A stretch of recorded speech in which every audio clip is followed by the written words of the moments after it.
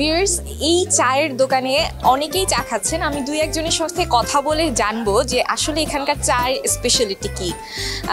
আপু, আপনি যদি আমাকে একটু বলতেন যে এখানকার চায়ের স্পেশালিটিটা কি। আমি শুনলাম যে এখানে চাটা খুব। হ্যাঁ, এখানে চাটা অনেক ভালো এবং মজা। আমরা এখানে সব সময় আসি, খাই, চা খাই। আমি তো সবই খাই, লিকার চা, মটকা চা, তারপরে দুধ চা। অনেক ভালো লাগে এখানের চা, আমাদের বটের চা।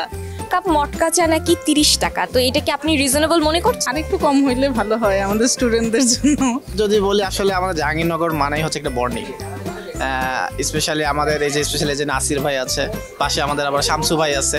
তো এদেরকে মোটামুটি একটা সিনিয়রিটির যে ভাইবস বলতে পারে, তাদের থেকেই সেই ঐতিহ্যটা চলে আসছে। আর আসলে এনাদের চাটা আসলে অনেক টেস্ট লাগে।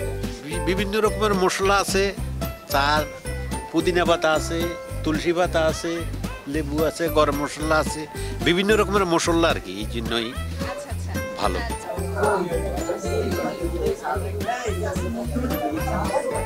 বাহ, আমি বলেছিলাম না চাটা খেয়ে জানাবো যে চাটা কত মজা। আসলেই অনেক মজা।